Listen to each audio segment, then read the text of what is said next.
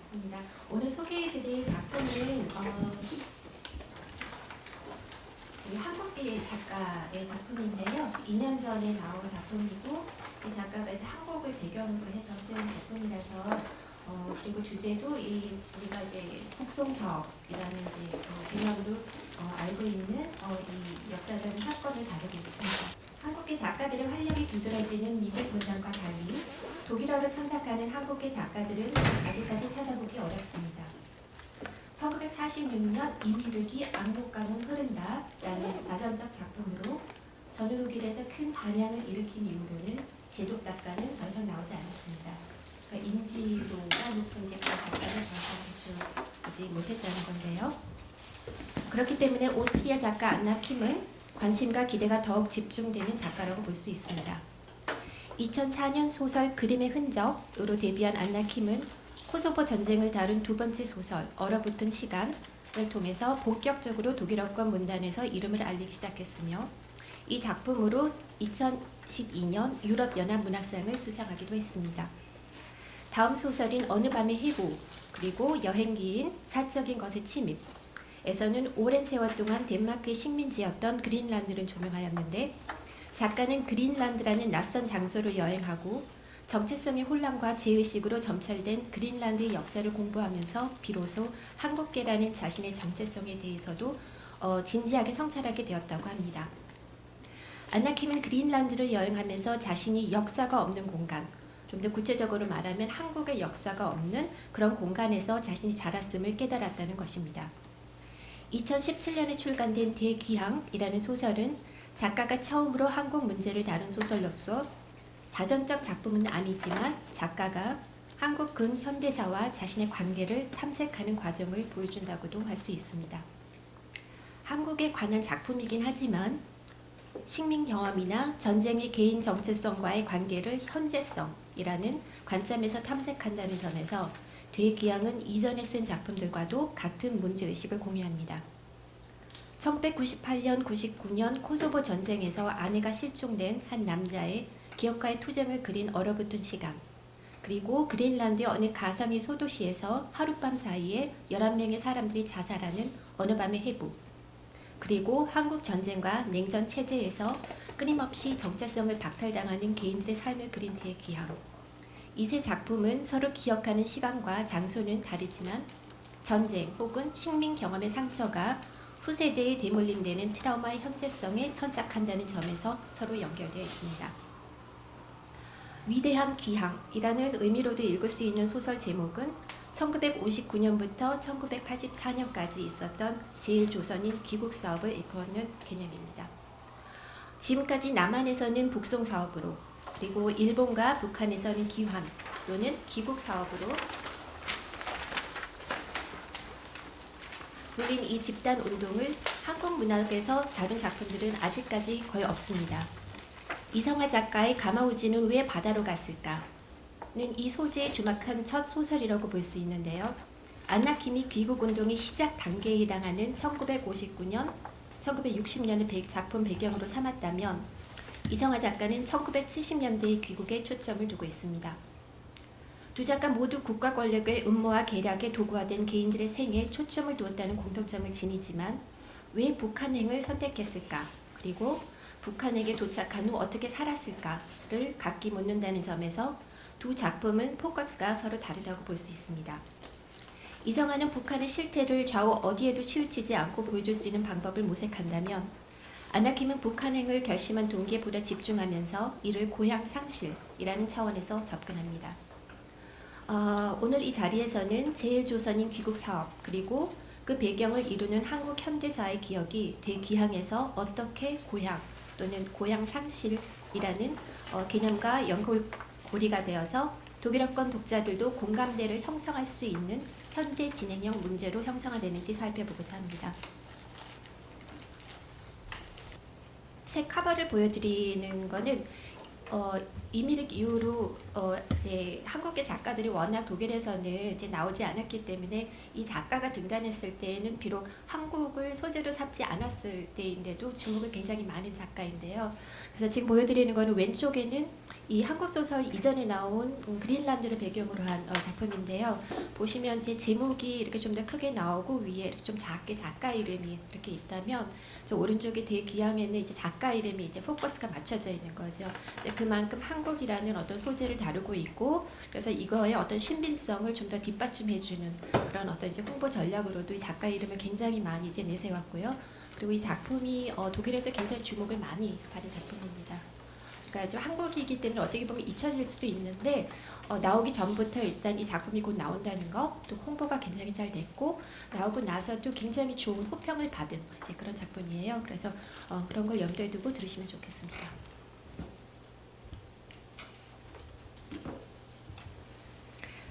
1959년 12월 14일 일본 니가타항에서 소련 선박 토볼스코호와 크릴리온호가 975명을 태우고 청진을 향해 출항한 것을 시작으로 1984년까지 총 93,340명의 제1조선인들이 북한으로 건너갔습니다. 한국에서는 북송 사업에 대한 기억이 오늘날 희미해졌지만 이 귀국운동이 바꾸어 놓은 것은 떠날 이들만의 삶이 아니라 일본에 남기고 간 수십만 명의 친척들과 친지들의 인생도 영향을 받았다고 볼 수 있습니다. 원래 한국 전쟁에 대한 관심에서 작품을 계획했던 안나킴은 자료 조사를 하던 중에 우연히 제1도선인 귀국사업에 대해 알게 되었다고 합니다. 이를 서사하는 데 작가에게 중요한 자료를 제공한 것은 국제적십사위원회의 비밀 해제 문서들인데요.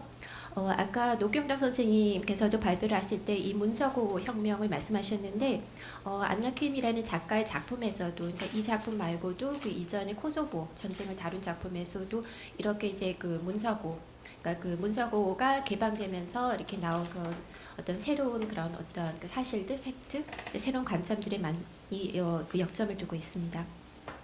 2004년에 1951년부터 1965년까지의 공문서가 기밀 지정이 해제되면서 귀국 사업의 배후에 관한 새로운 사실들이 드러났습니다.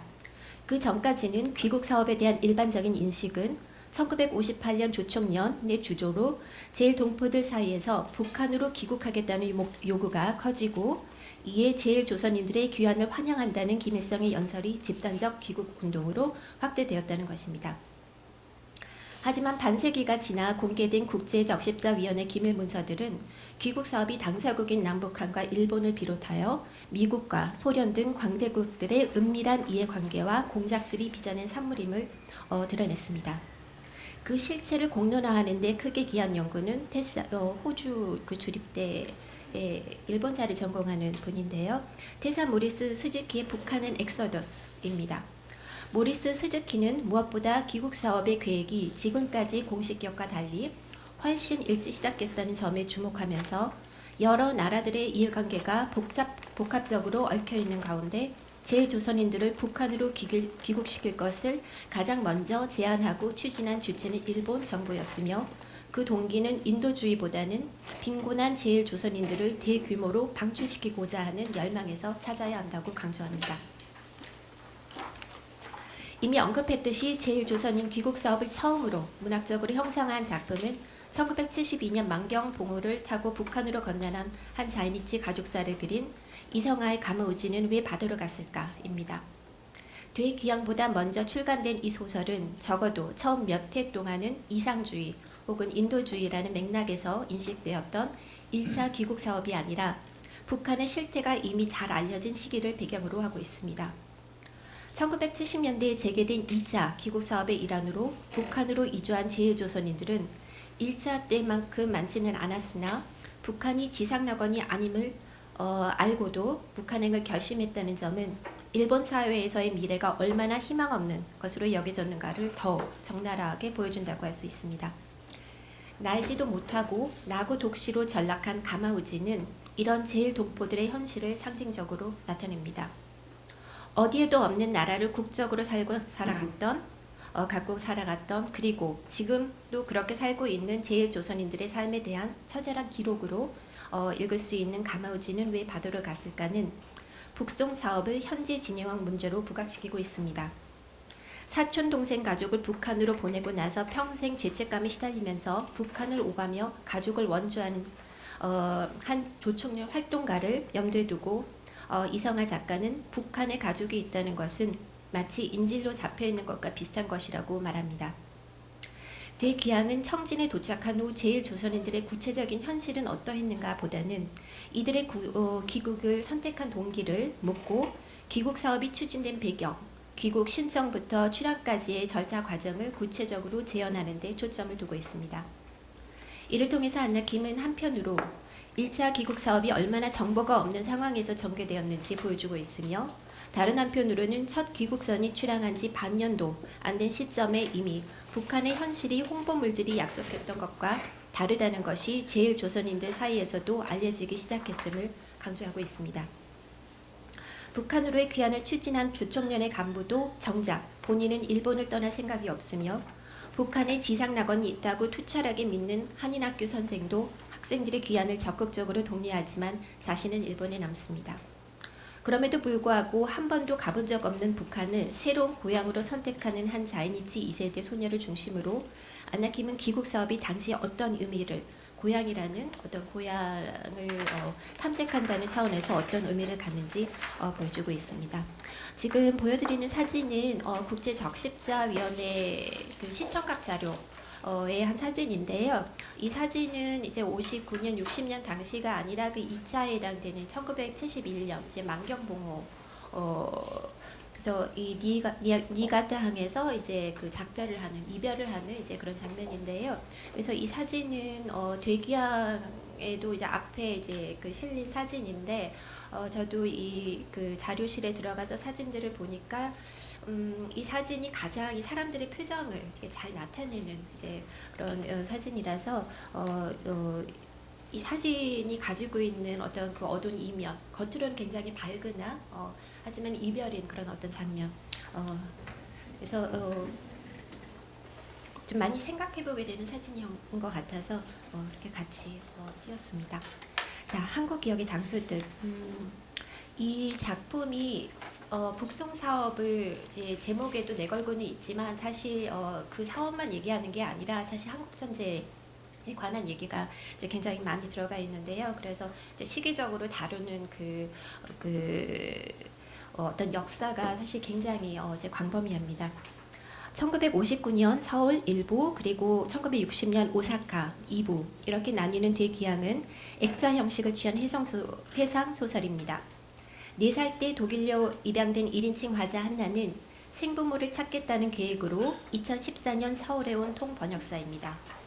메리놀 외교 신교회에서 노약자들의 배식과 사무 업무를 도우면서 지내는 한나는 어느 날 영어 편지를 번역해달라는 부탁을 받고 강윤호라는 78세의 노인을 방문합니다. 버지니아 리치몬드의 한 양로원에서 날아온 편지는 강윤호가 50년 전에 사랑했던 여자의 부고를 알리고 있으며 이 부고는 오랜 세월 봉인되어 있었던 강윤호의 기억을 소환해냅니다. 기억은 1959년 여름 서울에서 이브라는 그 죽은 여자 이름인데요. 이브를 처음 만났던 날로 돌아갑니다. 부친은 해방 직전에 징집되어 죽고 모친도 한국 전쟁에서 잃은 윤호는 형이 좌익이라는 사실을 모두가 아는 고향을 논산을 떠나서 6년 동안 배회하다가 서울에 오게 되며 고향 친구 민호와 재회하게 됩니다. 대학생이 된 민호는 그 사이에 존일이라는 이름으로 불리며 댄스바에서 일하는 이브와 사귀고 있습니다. 문윤미, 타카하시 미즈키, 헨리 루이스 부인 등의 이름을 수차례 바꾸는 이브의 정체는 소설 말미에 가서야 드러납니다. 인물 구도나 서술 방식에 있어서 첩보 소설의 성격을 띠기도 하고 대중적인 그런 어떤 통속적인 요소가 굉장히 많이 들어가 있는 소설인데요. 이브는 끝에 가서야 4.19 혁명 전 군부 쿠데타를 모의했던 박정희 중심의 장교들의 정보원이라는 사실이 밝혀집니다. 1부에서는 윤호와 존이 그리고 2부에 대한 기억이 해방부터 한국 전쟁 그리고 3.15 부정선거에 이르기까지 역사적 사건들과 결합하며 2부에서는 우익 청년 단원을 죽이게 된 존이 때문에 세 사람이 도피하는 오사카를 배경으로 제1조선인 귀국사업의 기억이 중심을 이룹니다. 윤호의 기억은 세 사람의 삶에 직간접적으로 영향을 미친 다른 인물들의 이야기들로 확장되며 더 나아가 이 인물들의 개인사들과 얽힌 한국 근대사의 재구성으로도 이어집니다. 그리고 중국의 이 모든 개인적 회상과 역사의 재구성이 하나의 그물망으로 연결됩니다. 윤호가 한나에게 털어놓는 회상은 얼어붙은 기억처럼 그를 놓아주지 않고 유령처럼 현재처럼 붙어다니는 과거입니다. 첫 장부터 마지막 장까지 윤호가 이야기는 동안 배경음악으로 무한반복 재생되는 제스카 주빌리 헐리데이의 음반은 이런 기억을 나타내는 모티브로서 등장합니다. 인용문은 건너뛰겠습니다. 그래서 이 이야기가 사실 굉장히 560페이지 정도 된 작품인데요. 그래서 이제 대부분 이 노인이 기억을 하면서 회상 속에서 이제 한국 근현대사를 이제 재구성하는 성격을 지닙니다. 윤호를 괴롭히는 이미지들 중 하나는 좌익이었던 형에 대한 기억이자 윤호가 집을 잃고 고향을 잃게 된 기억입니다. 한국 전쟁이 발발하기 직전 교장 선생인 존이 아버지의 밀고로 윤호보다 8살 많은 윤수, 형 이름인데요. 형은 대전 형무소에 수감됩니다. 북의 남침 소식에 존이 가족을 따라 산속으로 피신한 윤호는 큰 아들을 기다리겠다고 집에 남은 어머니를 다시는 보지 못합니다. 마을 사람들을 통해 인민군의 민간인 학살에 대해 듣게 되고 윤호는 그리고 마을에서 인민재판을 지켜보던 중 인민군 사이에서 형을 이제 발견하게 됩니다. 안나킴은 여기서 윤수라는 인물을 통해서 1950년 7월 대전 인근에서 이승만 정권이 미리 좌익을 제거하기 위해 자국민에게 자행한 민간인 학살의 기억을 상세하게 재구성하고 있습니다. 윤수는 군과 경찰이 형무소 재소자들을 산내면 골령골로 몰아넣은 다음 집단 총살하고 암매장한 현장의 증인이 됩니다. 겨우 목숨을 부지할 수 있었던 윤수는 팔치산드가 합류하고 교장선생 부인으로 오인된 어머니는 사살되었다고 동생에게 전합니다. 시간이 흘러 형이 공산당원들에 대한 충성심을 증명하기 위해 어머니를 직접 죽였다는 이야기도 듣게 된 윤호는 그때부터 진실을 알아내기 위해 기록된 문서들을 모기 시작합니다. 난 진실을 찾기 시작했어요. 난 진실이라는 게 있다고, 그리고 진실은 하나뿐이라는 환상 속에서 자랐어요. 그 진실은 어디엔가 기록되어 있을 거라고 믿었고, 그래서 미친 듯이 찾았어요. 신문기사, 조서, 보고서를 수집하기 시작했고 산더미처럼 많은 논문들을 읽었어요. 한날 동료들이 아카이비스트 라는 별명을 붙여준 윤호의 집은 이런 공식 기억, 반기억의 기록물들이 보관되어 있는 아카이브와 같습니다. 그래서 이 작품에서도 아카이브, 그러니까 비밀 해제된 문서들이 중요한 역할을 하는데요. 그래서 이 조선인 사업하고 관련해서도 2004년에 이 비밀 문서들이 이제 공개되고 나서 이 북송 사업을 좀 다른 어떤 관점에서 이제 볼 수 있는 그런 어떤 계기가 되었다면, 이 한국 전쟁하고 관련된 부분에서는 이 작가가 이 민간인 학살에 굉장히 초점을 두고 굉장히 구체적으로 다루고 있습니다. 이것도 이제 99년에 많은 이제 미국에서의 비밀 문서들이 공개되면서 한국 전쟁의 민간인 학살에 미군이 얼마나 많이 관여하고 있었는가 그걸 이제 보여주는 이제 그 문서들의 이 작품에서도 이제 초점을 두고 있습니다.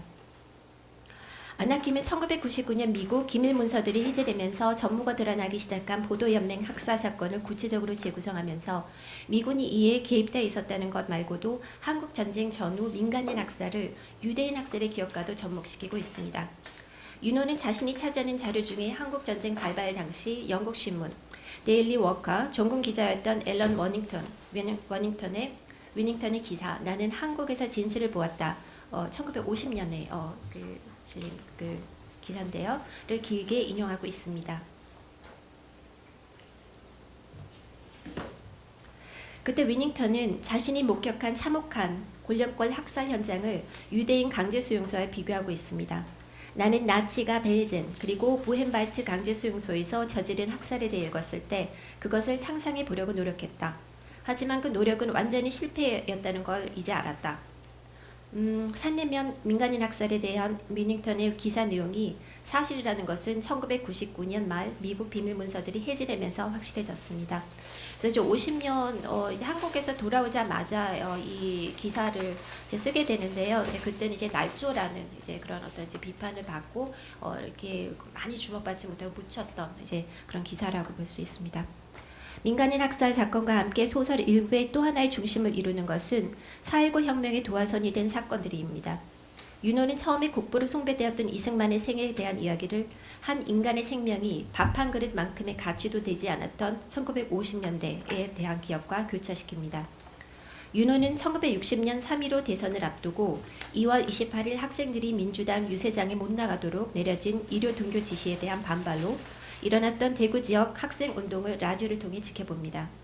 학생들의 부정선거 반대 시위가 구체적으로 묘사되는 가운데 안나킴은 여기서 자신이 12살 때 세상을 떠난 부친을 추모합니다. 작품을 쓰면서 1960년에 고등학생이었던 부친도 대구 학생들의 시위에 동참했었다는 사실을 작품을 쓰면서 뒤늦게 알았다는 작가는 당시 학생운동의 주역으로 오늘날 역사에 이름이 남은 이대호 대신 그 옆에 있었던 다른 한 고등학생의 이름을 다음과 같이 기억합니다. 이군은 나중에 어떻게 됐는지 모르겠군요. 김군은 부친의 반대에도 불구하고 서영아를 전공하기 시작했죠.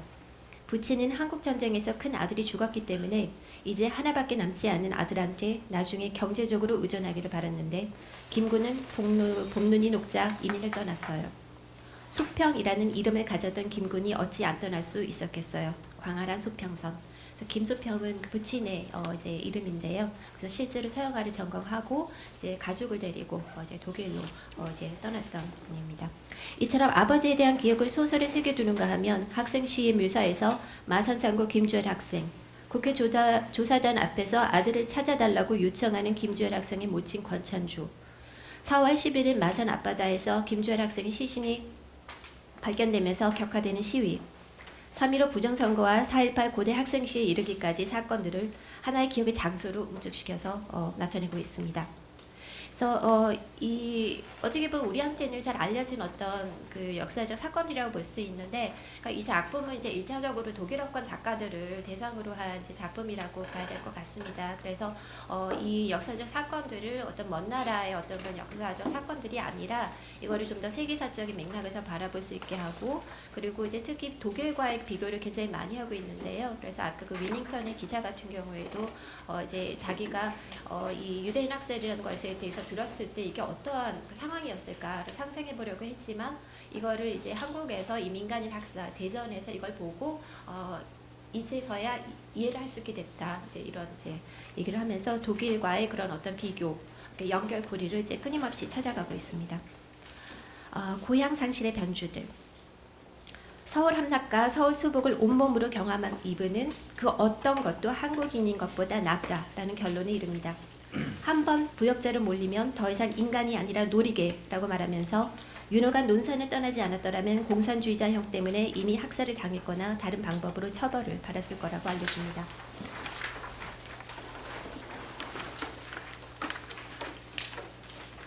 그래서 이 작품에서는 그 연좌제라는 제도를 좀 많이 부각시키고 있는데요. 그래서 독일 사람들이 봤을 때는 굉장히 낯설 수 있는 그런 어떤 제도이죠. 안나킴은 윤호를 연좌제와 호적이라는 제도로 인해 고아가 되고 고향을 상실하는 예로 부각시킵니다. 일본에서 조니는 윤호가 그동안 몰랐던 사실, 조니 아버지가 원래 윤수를 양자로 삼았었다는 것을 알려줍니다. 조니가 어렸을 때 너무 허약해서 오래 살 수 있을까 걱정했던 조니 아버지는 윤수의 학비를 대주는 조건으로 그를 입양하기로 했었던 겁니다. 그러나 윤수 아버지가 생각을 바꾸자 조니 아버지는 해방 직전에 윤호의 아버지가 징집되도록 힘을 쓰며 입양을 승낙하는 강제 유효까지 쓰게 만듭니다. 나중에는 윤수가 집안을 위험에 빠뜨릴까 밀고 한 것도 아버지였다는 것을 조니는 고백합니다. 이미 전쟁에서 가족과 고향을 잃은 윤호는 일본에서 제일 조선인들과 생활하면서 고향이라는 것에 대해 더 깊이 있게 생각하게 됩니다. 이승만 정권의 붕괴를 경험하지 못하고 윤호는 조니, 이부와 함께 한국을 떠나 일본에 미립국하는데 제일 조선인들이 사는 오사카 이카이루 지구에서 세 사람은 이승만 정권으로부터 도망친 형제라고 위장하며 제일 조선인 테츠야 야마모토라는 그 제일 조선인 집에서 지내게 됩니다. 집 현관문 위로 걸린 인민기는 이카이노에는 북한이 전쟁을 이겼다는 것을 세 사람에게 보여줍니다. 태평양 전쟁이 끝났을 때 일본에 거주하고 있었던 200만 명 이상의 조선인들 가운데 약 60만 명은 일본에 남아 소수민족을 형성했습니다. 그 중에는 징용이나 징집에 의해서 일본에 온 조선인들도 있었고 제주 4.3 사건으로 밀항한 사람들도 많았습니다. 대부분 남한 출신이었던 이들 중 왜 다수가 정치적으로 북한과 그 지도하에 있었던 조총련을 지지하게 되었을까? 윤호는 1952년 제1조선인들이 일본 국적을 박탈당한 후 이승만 정권으로부터도 사실상 버림받은 상황에서 의지할 곳은 조총련밖에 없었던 그 상황을 재구성하고 있습니다. 자이니치, 일본에 거주하는 조선인들은 자신을 이렇게 불렀죠. 당분간 일본에 머무는 자들, 언젠가 고국으로 돌아가겠다는 이들의 꿈을 한국 전쟁이 바꾸어 놓았어요. 그 꿈을 깨버렸죠. 존재 기반이 아주 불안정한 상황에서 조총련은 구심점이 되었어요. 서로를 위로하고 공동체 의식을 느끼며 서로 원주하는 장소, 일종의 고향이 되었던 거죠. 조총련은 제1조선인들에게 상상의 고향이 되어 고향의 대리인으로서는 신뢰를 얻게 되었다는 것입니다. 윤호의 눈에는 테치아를 비롯한 제1조선인들은 신념에 의한 공사주의자들이었다기보다는 망명 경험이 결속시켜준 개인들입니다. 망명이라는 상황은 고향을 사유하는 방식 자체에도 영향을 미칩니다. 윤호는 망면지에서는 고향을 고국에 있을 때와는 다른 방식으로 구성하고 다르게 성찰한다는 것을 깨닫습니다.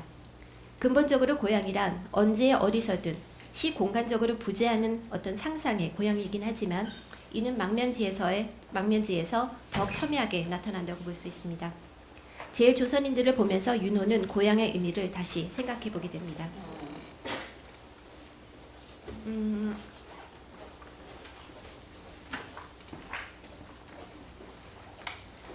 한국에서 고향은 조상들의 나라와 출신지를 뜻하면서 동시에 정서적이고 현실을 초월하는 것, 다시 말해 혈연, 개인과 집단의 뿌리 같은 것을 함축하는 말이죠.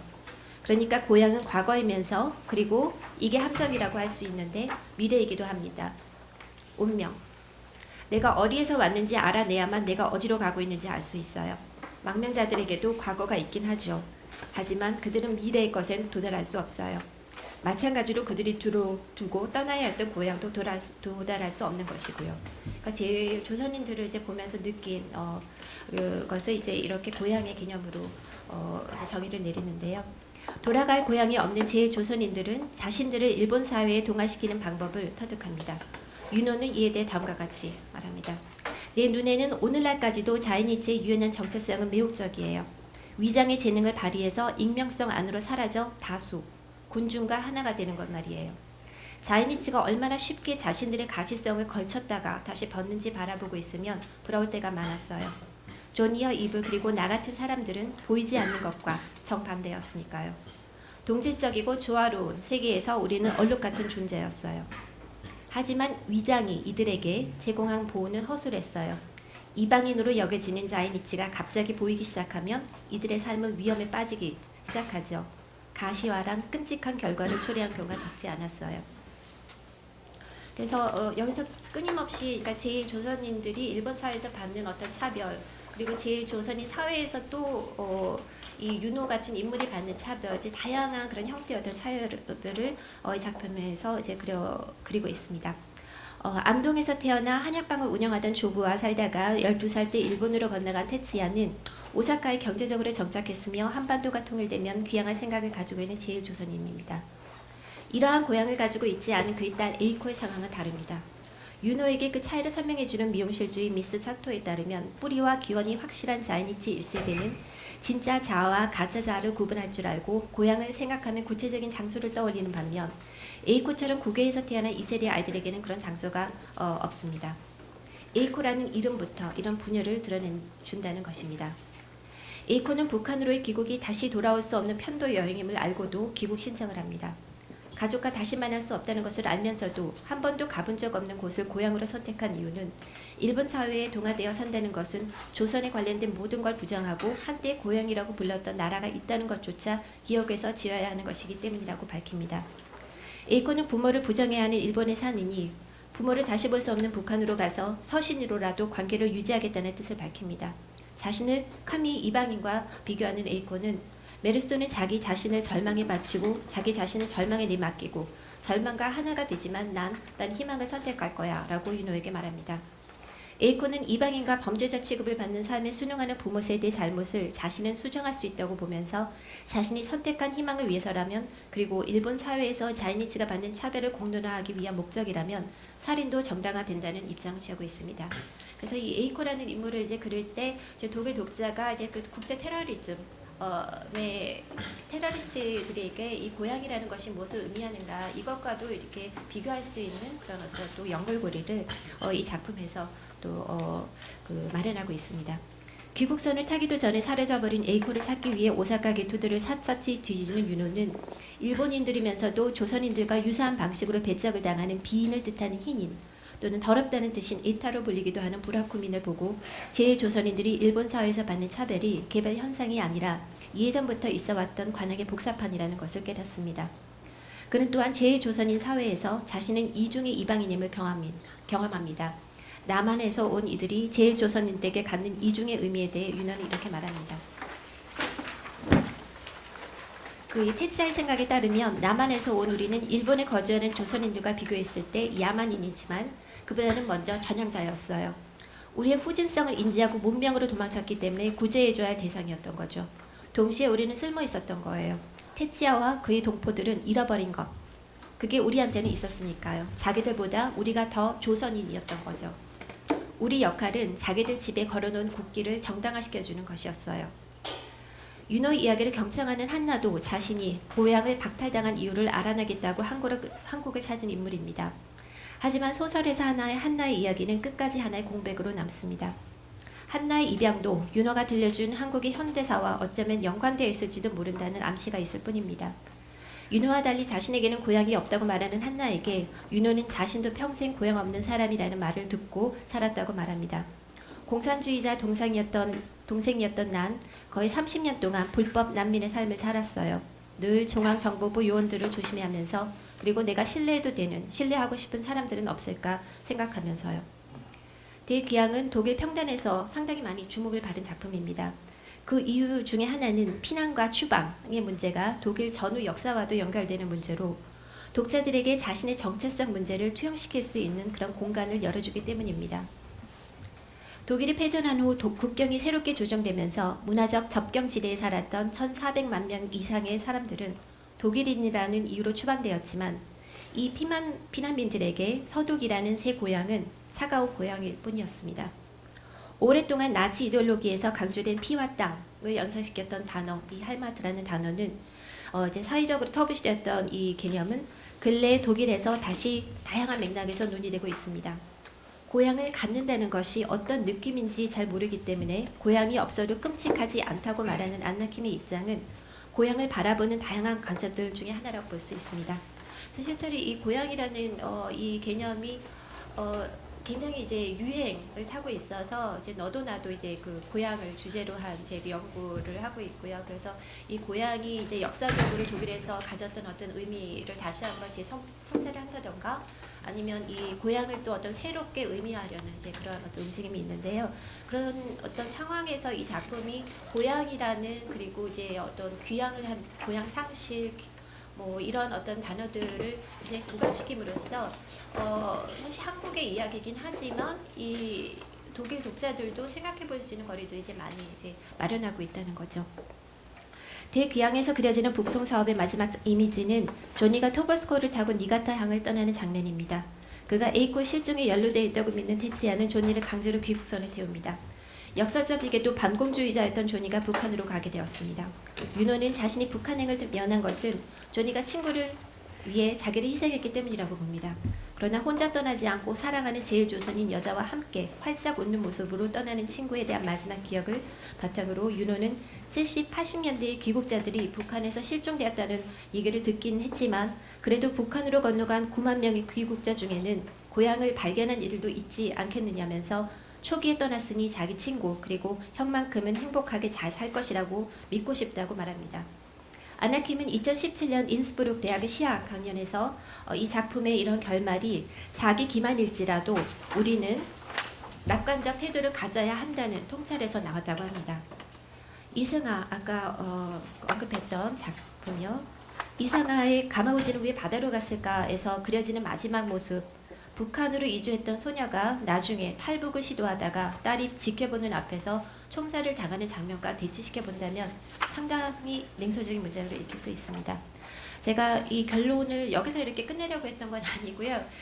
사실 시간이 좀 많이 빠듯해서 이렇게 끝낸 것도 있지만 제가 이 작품을 어떻게 바라봐야 할지 아직 입장이 좀 정리가 잘 안 돼서 이 결말에 대해서 좀 실망을 제가 좀 하기도 했고 그래서 일단 좀 저한테는 아직 좀 물음표로 남은 것이라서 이렇게 좀 갑작스럽게 끝냈습니다. 네, 여기서 발표 끝내겠습니다. 네. 영문과의 백중걸입니다. 제가 전공이 영문학이고 주로 이제 19세기를 주로 하기 때문에, 그리고 제가 작품을 읽지 않은 상태에서 심도 깊은 질문을 하기보다는 제가 이 발표문을 읽으면서 좀 궁금하게 생각했다는 것을 간단하게 질문 드리도록 하겠습니다. 여러 가지 다양한 한국 현대사와 제1조선인이 일본에서 어떻게 살아가고 있었는지에 대한 여러 가지 이야기들이 나오는데요. 제가 궁금했던 거는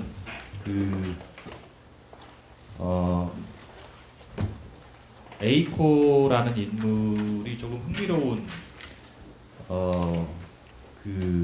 여러 가지 질문들을 던지는 것 같은데, 보통의 경우에는 이제 제1조선인들이 자기의 정체성을 가지고 살아가는 경우도 있지만은 여기 보면 이제 그러니까 익명성으로 숨는 경우도 많이 있는 것 같아요. 보통 그런 경우에는 미국 문학의 관점에서 보통 이제 그 소수 민족들, 예를 들면 이제 흑인들 같은 경우에는 피부가 하였을 때 이제 백인으로 살아가는 그런 경우가 있거든요. 그리고 이제 전문적인 용어로 이제 passing이라고 하는데, 이제 racial passing이라는 개념, P-A-S-S-I-N-G, 그걸 passing이라고 하는데, 사실 이제 한국인의 경우에 일본에 사는 경우에는 그런 racial passing이 정말 훨씬 더 쉽게 가능했을 거라는 생각이 들고요. 그러니까 자기 자신의 어떠한 ethnicity라고 하는 민족성을 드러낼 필요가 없이 살아갈 수 있는 그런 선택을 할 수 있을 거라고 생각을 하거든요. 근데 이제 이 에이코라는 인물은 뭐 공산주의자인지 어떤지는 잘 모르겠어요. 근데 어쨌든 그러한 선택을 거부를 하고 자기 나름의 어떤 생각을 가지고 이제 일본을 떠나서 북한으로 가겠다고 하는 그런 생각을 했는데, 그러니까 다시 말해서 이제 일본에서 받고 있는 차별이 북한으로 간 주요한 원인이 되는 건지 좀 더 자세하게 좀 설명을 해주셨으면 고맙겠고요. 중간에 갑자기 또 사라진다 그래가지고 북한으로 간 게 아닌 건지 그것도 약간 궁금하고요. 그게 이제 첫 번째 질문이고요. 그다음에 두 번째는 독일의 어떠한 맥락에서 여기 이제 37페이지 결론 바로 전 부분에 여기 보면 이제 독일이 패전한 다음에 국경이 새로 조정되면서 문화적 접경지대에 살았던 어떠한 일군의 집단이 있었다고 하는데, 여기 좀 설명을 좀 더 자세하게 해주셨으면 아마 이 독일의 컨텍스트를 이해하는 데 좀 도움이 될 것 같아요. 이 작품이 독일에서 이렇게 평단에서 많이 주목을 받았다고 하는데, 그러니까 이러한 맥락이 어떻게 이 소설의 어떤 리셉션, 그러니까 영어를 해서 죄송합니다. 제가 그러니까 어떻게 받아들여졌는지, 독자들이 어떻게 읽었는지, 어떠한 그런 맥락 속에서 이 소설을 읽게 됐는지 그걸 이해하는 데 좀 더 도움이 될 것 같아요. 예. 네, 두 가지 질문 해주셨습니다. 이 에이커라는 그 인물은 작가가 이 작품에서 사실 초점을 이 인물한테 이제 두려고 했던 건데요. 이 국제적십자위원회 문서들을 이렇게 그 분석을 하면서 한 소녀가 실종된 어떤 그 실종 신고 이걸 이제 접하게 되면서 이제 이걸 가지고 어떻게 이야기를 만들어봐야 되겠다라고 출발을 했다고 합니다. 그래서 근데 이제 쓰다 보니까 이제 쓰고 싶은 얘기가 또 너무너무 많고 그리고 사실 70년대 얘기까지도 이제 쓰고 싶었다고 해요. 그래서 이제 박정희 정거도 좀 심도 있게 다루고 싶었다고 하는데 그러다 보니까 이제 인물이 그렇게 좀 포커스 좀 그 약간 주변적인 인물로 이제 밀려나기는 합니다. 이 차별을 받는다는 건 여기서 이제 많이 나오는 게 일단 이 아버지 세대 그 1세대 같은 경우에는 일단 아직 고향에 대한 한국에 대한 어떤 기억이 있고 그래서 지금 당장은 아니지만 언젠가 통일이 된다면 돌아가겠다라는 이제 그런 어떤 그 목표를 가지고 산다면 그런 어떤 목표를 가지고 버틴다면 이제 그런 고향을 이제 알지 못하고 이제 태어난 이 2세대는 이제 어떤 버팀목이 될 수 있는 그런 어떤 고향이 없다라는 거죠.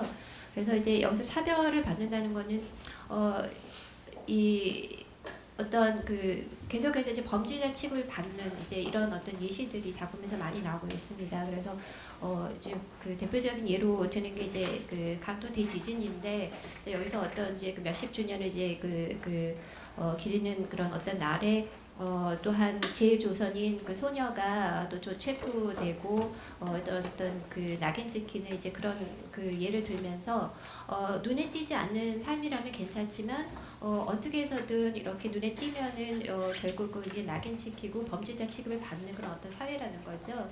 그래서 이런 사회에 사느니 내가 알지 못하는 그런 어떤 그 고향일지라도 북한에 가서 그런 어떤 그 고향을 찾겠다 이제 이런 어떤 결정을 내리는 이제 인물로 나오지만 굉장히 이 그 수단과 방법을 가리지 않는 그런 이제 인물로 나오는데요. 그래서 이제 자기 자신만 가는 게 아니라 이제 같은 학급에 있는 모든 그 학생들한테서 이제 강제로 협박을 해가면서 이제 귀국 신청을 하게 이제 만듭니다. 그래서 실제로 그 문서들을 보면 이렇게 그 개인이 신청한 게 아니라 이렇게 학교 단위로 이제 그 신청을 한 이제 그런 예들이 많은데 이제 그런 어떤 자료들을 봤을 때 얼마나 자발적으로 이제 귀국 신청을 한 것일까 아니면 얼마나 이렇게 이제 강요를 당한 그런 어떤 귀국일까를 생각해보게 한다는 거죠. 그래서 이 에이코는 이제 그 제일조선인 2세대의 어떤 그런 특징을 보여주기도 하지만 이제 안나킨 같은 경우에는 여기서 이제 묘사하는 방식이 이제 그 테러리스트 우리가 국제 테러리즘의 그런 어떤 근간을 이루는 이제 그런 어떤 담론하고도 연결시킬 수 있는 그 인물 묘사에 있어서 그래서 그러니까 어떤 그 현재 관점에서 볼 수 있는 이제 그런 인물로 많이 부각시키고 있고요. 그리고 이제 북한으로는 못 갑니다. 그래서 실종이 되고요. 그래서 가려고 하고 이제 부모의 반대에도 이제 무릅쓰고 이제 가려고 하는데 이제 워낙 그 다른 그 학생들한테까지 이걸 강요하다 보니까 이제 적을 만들고 그래서 이제 이제 그 적에 의해서 뭐 이제 살인을 당했거나 이제 이거는 그냥 물음표로 이제 남겨두고 있습니다. 그리고 두 번째 독일 맥락이라고 하는 것은 일단 그 2차 대전 그 전후에 이제 뭐 실레지아라던가 이제 그 지방의 그 독일의 소수 민족을 이뤘던 사람들이 이제 그 피난길에 올라야 되는.